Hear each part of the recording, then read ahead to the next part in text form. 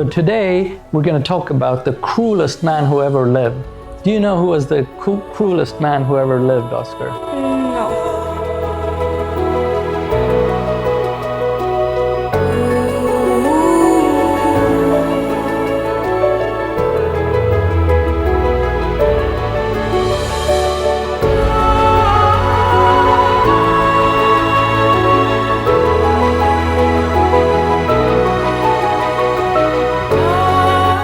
It's Dracula. And the interesting thing with Dracula is that he actually lived. It was a real person. If you take Frankenstein, for instance, it's just fictional person. But Dracula was real. And he wasn't a vampire, but he was exceptionally cruel.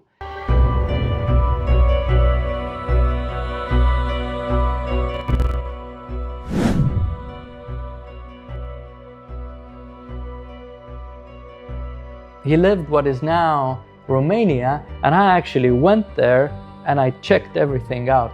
I went into the places where he lived and where he fought and where he ate. So this is going to be the story about the real Dracula. It all started in Wallachia, which is now Romania. And Dracula's real name was Vlad the 𝐼𝐵𝐿. And he was just a little kid with his brother. And his father was the king of Wallachia, so they were princes.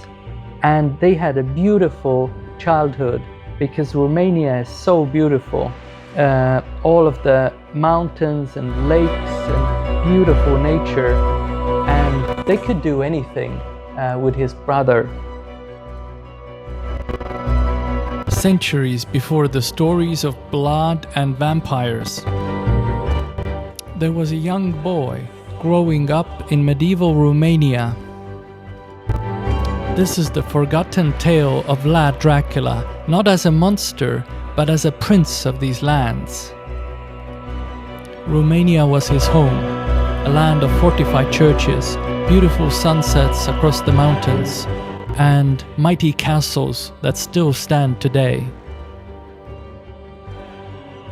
They could take horses and ride them to the mountains. And his father taught him how to fight with a sword and how to fight with an axe and shoot bows and be a real warrior in a medieval war, because that's what you had to do to survive. But his father also had a problem. It was very tough living in a small kingdom. And they were between Hungary and the Ottoman Empire. So Turkey basically, and both wanted to attack them. And if you were friends with one, then the other would attack you. So Vlad's father made a deal with Hungary, and Turkey didn't like that. And he knew that Turkey is going to attack soon. So he thought, why don't I go to Turkey and try to make some kind of a deal? And he took Vlad and his brother with him, and they went to Turkey. They met the Turkish Sultan, and the Sultan said, okay, I believe that you want to be friends with us, but here's the deal. You're going to leave your 2 sons with us as proof. And so the father knew that if he wouldn't do that, Turkey would attack anyway, and he had to leave his 2 sons with the Turkish. So this little prince, Vlad, he grew up with the Turkish, and the Turkish beat him constantly, but he also learned to fight with the Turkish. And he was a kid who couldn't be molded into something, who couldn't be controlled very well. So the Turkish didn't like him. They liked his brother much more. One time they gave him punishment. They tied him to a horse and sent the horse away. So Vlad was dragged behind the horse. But eventually he was able to tame the horse, and he came back, and the rope around his hand was cut into the bone, but he came back with the horse tamed. And then the Sultan saw, this guy is a fighter. So when they grew up with the Turkish, eventually the Turkish let them go back, hoping that perhaps they would take the throne of Wallachia and they could be controlled. But another man was already ruling Wallachia, so Vlad went to Moldova instead. And he worked with the Moldovians until he got enough trust that he could go back to Wallachia and take his throne there. And there was another ruler for Wallachia, so suddenly the two rulers met with their armies. And Vlad said, let's settle this the old-fashioned way. Let's just fight, you and me, without ruining the armies. And whoever wins takes the throne of Wallachia. And they fought, and Vlad won, so he became the ruler of Wallachia. But life in Turkey had made him cruel, and he saw that he could be successful with cruelty. So he became more and more cruel. A lot of power in Wallachia was with the noblemen, so he knew that those boyars, the noblemen, could topple him at any moment, could take him down. So he had a very cruel plan. So he invited all of the noblemen into his castle for a big dinner, and he offered the local Romanian foods. And I actually bought all of these foods and tried to get them as genuine as possible, and I had the same dinner in the same castle which these noblemen had. And here I am eating the best traditional Romanian food.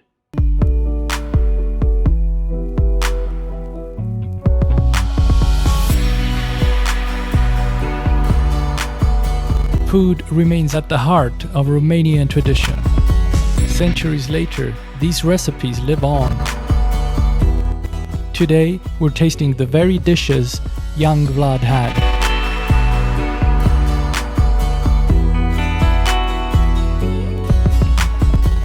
So, I am now inside Dracula's castle in 𝐼𝐸𝐵, and I'm gonna do what hasn't been done in centuries. I'm gonna have a lunch the Dracula way, the same food that he ate. So I have here two kinds of cheeses that I brought on the road. This is the raw cheese and more mature cheese. I have here tripe soup, which is a soup made of sheep's stomach. I have bread, I have some tomatoes, and I have pork. Eating meat at that time was rare, so it was mainly for noble people to eat meat daily, like we do now. Something special in being able to just take cheese and bite into it. This is all fresh, homemade, the traditional way for hundreds of years. Nutritious and healthy. You can eat this all you want. You won't get fat or overweight. This is healthy food. And this is the kind of food that Vlad Dracula the Impaler might have eaten. Let's try the sheep stomach soup. Oh, it's good. It's creamy, and it tastes nothing like a sheep stomach soup. I quite recommend this. But if you travel in Romania, there are a lot of stands by the road which sell these kind of traditional foods. So definitely buy a lot of it and stack up your bags, because this kind of food you won't get anywhere else. After the dinner, when they went out of the castle, they were all executed. He didn't execute the children, he put the children to build his castles. And this is another castle that the children had to build, which is on top of a mountain, and they had to carry heavy stones to the top of the mountain. I went to check out this castle. It's in beautiful wilderness with a lot of bears.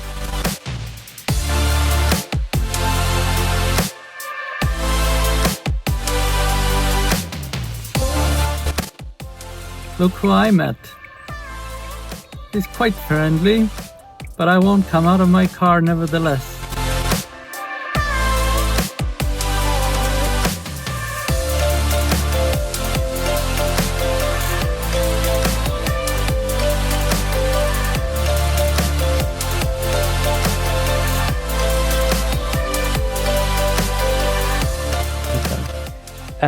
Now he had a particularly cruel way he liked to get rid of people.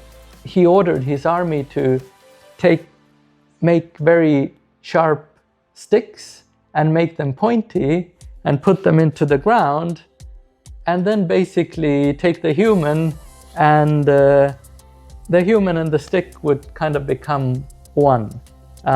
You get the picture. It is called impalement. It is an exceptionally cruel thing to do to people. So from that point on, Wallachia became really safe because they had such a cruel ruler that any little thief knew that if they would be caught, they would immediately be impaled on the side of the road. So crime was very low in the country. The tensions weren't gone. Vlad knew that Turkey is going to attack now. They made a deal with Turkey that they had to pay money to Turkey in order for Turkey not to attack. And Vlad said, we're not going to pay that money anymore. And so obviously he now knew that Turkey is going to attack. But he thought of a plan, because the Turkish had told him Turkish language. He dressed up as a Turkish nobleman, took a little piece of his army and went to all the Turkish strongholds on the Danube River and went to the castle and said in Turkish, hey, let me in, open the doors. And the Turkish thought that, oh, it must be someone important because he's wearing these clothes and speaking in Turkish. So they opened the doors, and his army came in, held the doors open, and then every one of his men came in, and he took over all of these strongholds on the river. But he knew that the Turkish army, the big army, is coming, because the Turkish army at that time was the strongest, one of the strongest in the world. And so eventually they came, tens of thousands of soldiers. But Vlad had a plan. So eventually they came, tens of thousands of soldiers, and Vlad's army was much, much smaller. But he had a plan. And cruelty again helped him. So he basically poisoned all of the wells of his own people and burned down the villages. And the people had moved to other places because he didn't want the huge Turkish army to get any water or any food. And it was a very, very hot summer. So the Turkish army started getting tired and tired, more tired and tired. If somebody would go away from the Turkish army to get some food or get some water, they would be immediately killed by Vlad's people because he had small groups hunting the Turkish. So constantly the Turkish army was getting close to his castle, but they were also getting tired.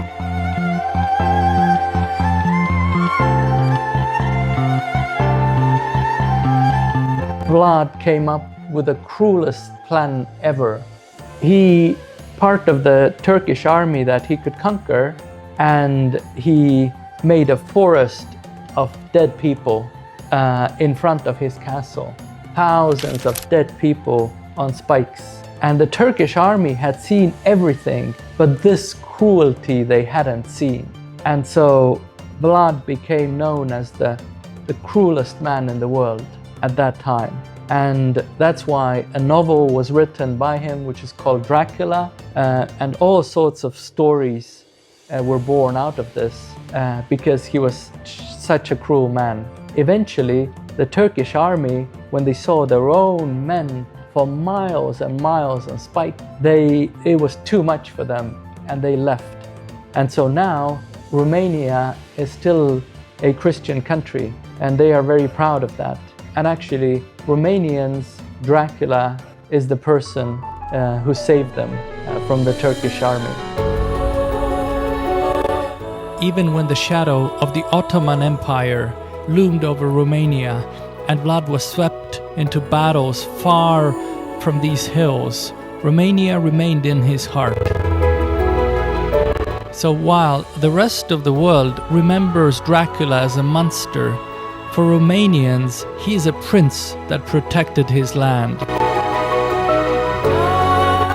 And this is the story of Romania, where every castle has two tales, one written in blood and the other written in pride. Which one will you remember?